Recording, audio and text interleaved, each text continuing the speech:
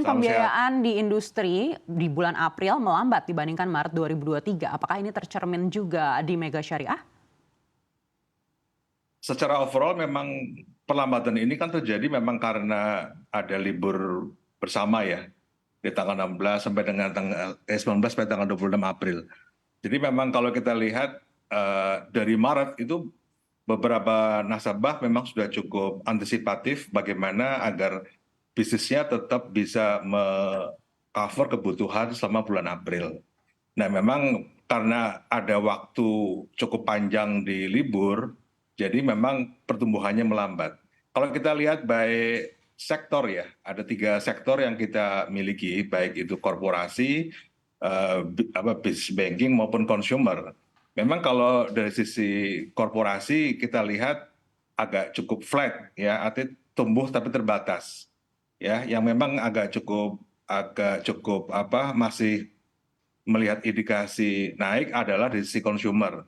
Tapi consumer ini memang lebih ke arah kebutuhan untuk Lebaran di bulan April. Ya, memang kita cukup agresif untuk men-tapping customer-customer yang memang secara overall ada kebutuhan consumer. Tetapi untuk yang kita sebut dengan pinjaman multiguna, kita lebih fokus kepada nasabah-nasabah yang payroll basis. Ada dari sisi risiko juga kita bisa manage. Yang kedua adalah untuk kebutuhan kendaraan bermotor ya. Saya pikir di bulan April juga cukup promising. Nah, memang perlambatan ini sangat ada 2 faktor sih ya. Satu lebih ke arah memang banyak hari libur. Yang kedua memang dari sektor korporasi memang perkembangannya agak cukup melambat dari sisi booking pembiayaannya. Demikian, Mbak.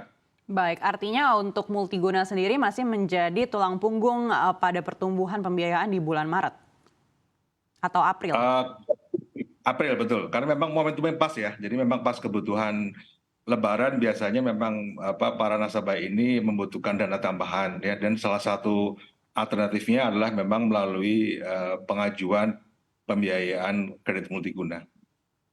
Baik, Demikian, Mbak. kalau kita mengingat di bank konvensional ini era bunga tinggi akhirnya menjadi salah satu faktor yang memperlambat pertumbuhan pembiayaan begitu. Apakah di bank syariah mengalami tantangan yang sama?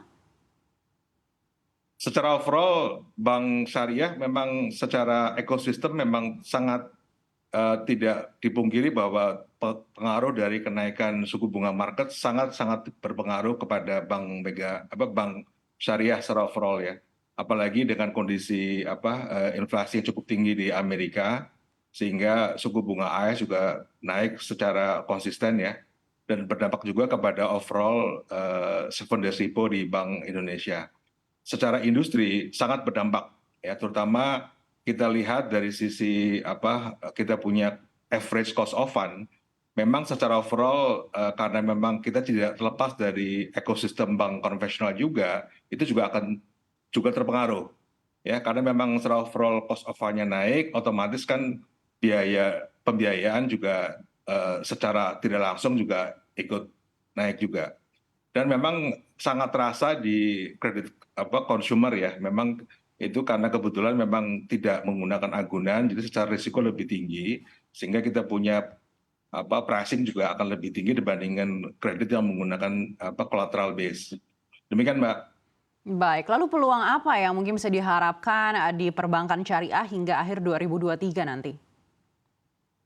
Secara overall ya, kalau kita lihat ekosistem syariah, memang ini kalau untuk by segmen ya, contoh untuk pembiayaan yang segmented, yang ada komunitas syariah, terutama dari sisi rumah sakit, sekolahan, di mana risk appetite dari bank konvensional itu tidak terlalu favorable di sana.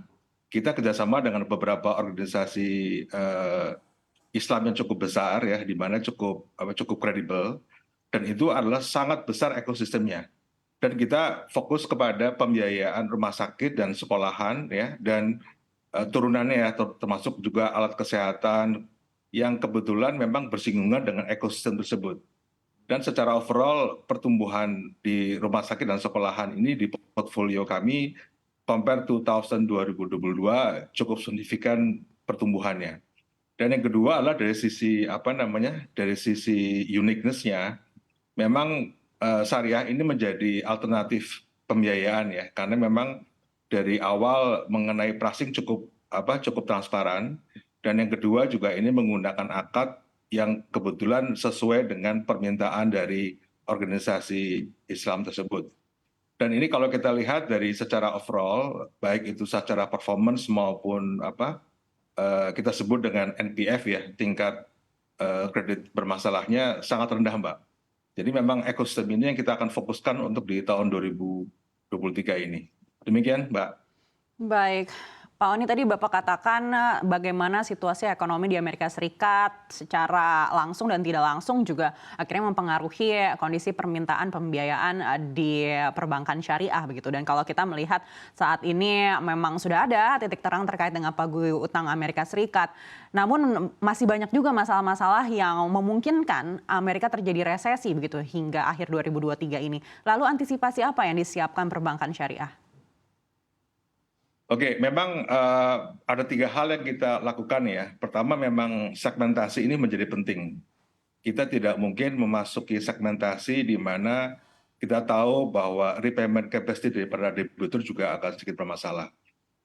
Bagaimana kita tahu? Tahunya adalah bagaimana mereka bisa survive setelah melewati kondisi COVID atau pandemi kemarin.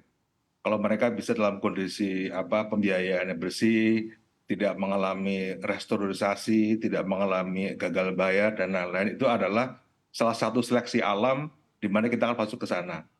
Yang kedua adalah dari sisi risk management ya, dari sisi kitanya juga akan lebih